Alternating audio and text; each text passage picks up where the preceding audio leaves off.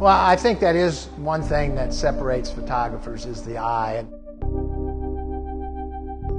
It's about seeing, it's really about seeing something. And I think that artists see something a little bit different. My name is Steve Curtis. I'm a photographer. I live in Kansas City, Kansas.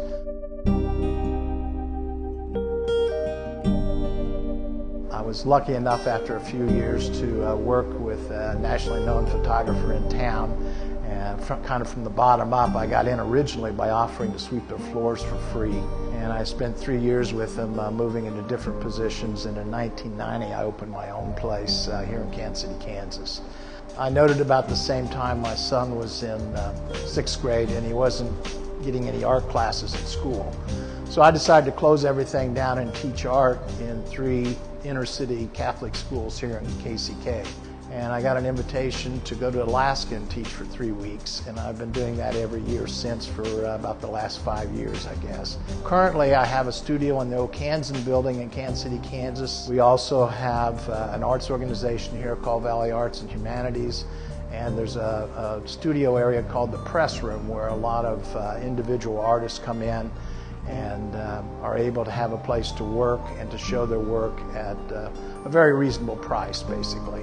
And this was the press room where the actual presses for the newspaper were down here.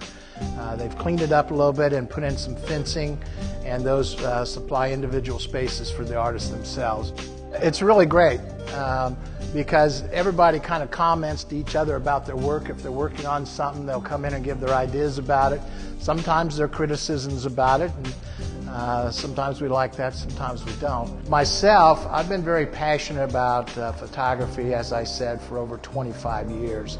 And it's allowed me to express myself in a way that I couldn't do through writing, that I couldn't do through speech. And it just made me feel good as the way it kind of started out originally. The camera and the images you take basically are like sketches. You take them, you keep trying to look at something from every angle that you can look at it for, try to find an interesting one.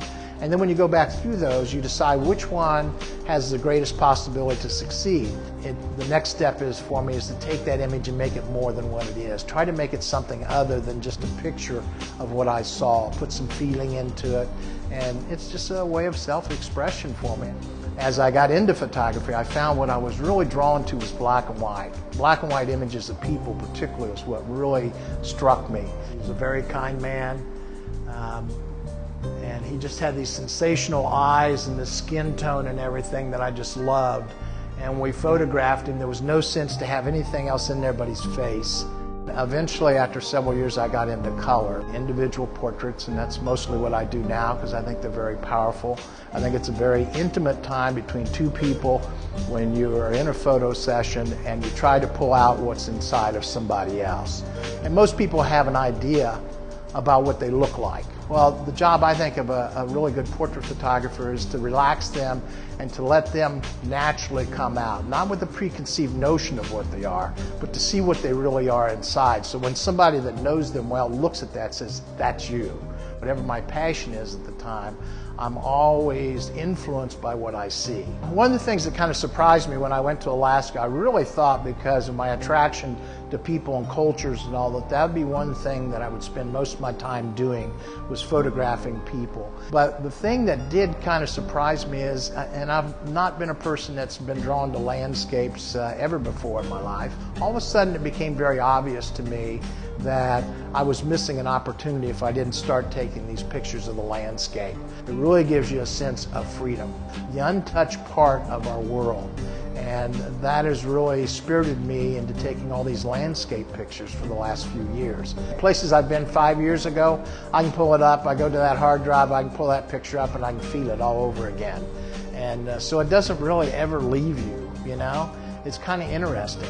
Certainly for me, I feel every one of those pictures all over again every time that I see them.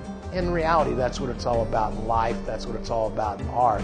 You work at something, you try to make it better, and then you produce an image at the end of it. It's one thing to take a picture, because a lot of people can really do that, but it's quite another thing to make a picture, to make it more than what it is, to make it special so that it stands out. When I see things It's not about just snapping a picture of everything I see. There's certain elements that have to be in line. I think your eye knows that, you know, at a certain point you say, I got it, it's done. I think it's about seeing. I think all art is about seeing.